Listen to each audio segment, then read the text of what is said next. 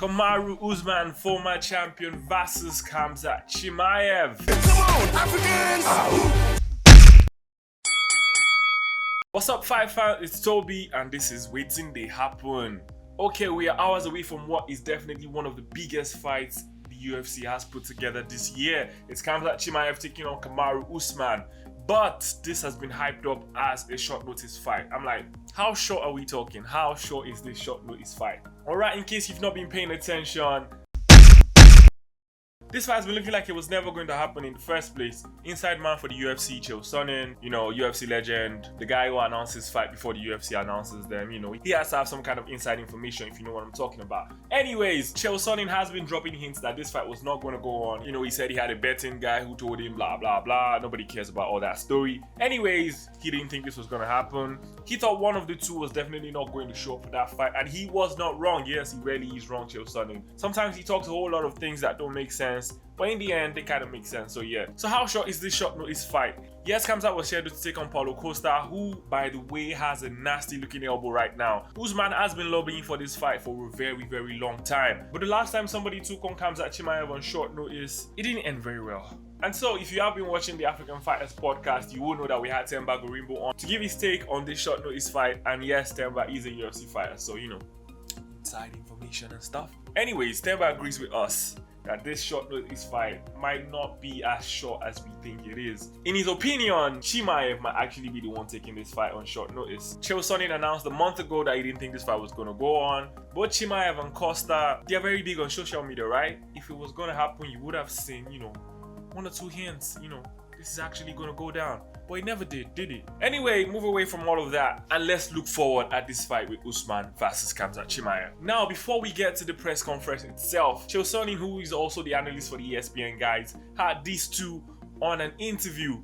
This interview was as cringe as it gets. Chimaev trying to seem uninterested, just staring down Kamaru Usman with the strange Joker look and all of that. Usman seemed to be enjoying the interview, but when asked for a prediction, both of them declined. How not confident can that come off? I'm not entirely sure what is in store for us come fight night, but I'm definitely hoping it is very exciting. After watching that interview, you kind of knew what to expect from the press conference. Both guys trying to be professional, not throwing too much shade.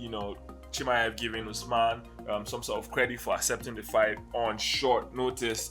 Anyways, what stood out for me was the face-off. I saw Usman stand and stare right into the eyes of Khamzat Chimaev, and I'm like, Chimaev is not that big. I mean, we used to think he was like really, really huge, but he's not that big standing next to Usman. Temba Gorimbo came on our podcast and said that Chimaev just looks bigger than he is on TV. In real life, he's not that big.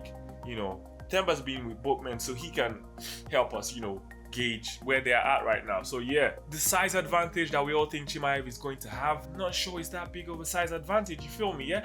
Anyways, what are we going to expect come fight night? Yes, this is where we will wrap it up. Come fight night, it depends on the kind of Usman we get. Usman from his last fight lost twice to Leon Edwards. Supposed short notice fight. He's not been in training camp. He's not super prepared tactically for this guy. That's the narrative that they're pushing.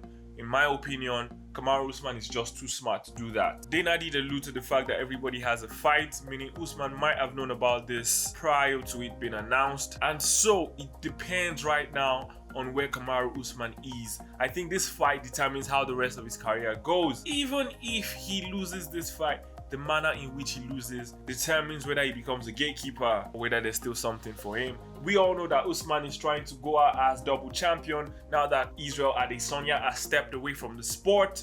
Anyways, he's going to have to get through Khamzat Chimaev first of all to do that, then take on a little business with Sean Strickland, which everyone thinks is going to be an easier fight than taking on Khamzat Chimaev. Chimaev, on the other hand, we are finally going to see this man compete. I mean, I cannot remember the last time I saw Chimaev in an octagon.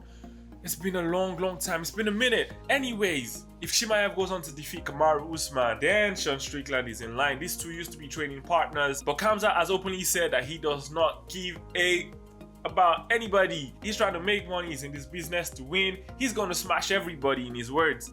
So are we going to see one last Hail Mary come to fruition for Kamaru Usman as he tries to end his career with the double champ status? Or are we going to see the birth of a new middleweight phenom in Khamzat Chimaev?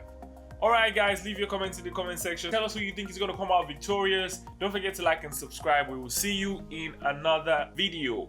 Bye for now. Come on, Africans!